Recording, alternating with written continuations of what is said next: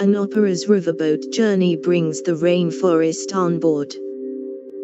Mary Zimmerman, known for a dreamy approach to theatre, stages the Metropolitan Opera's company premiere of Florencia en el Amazonas.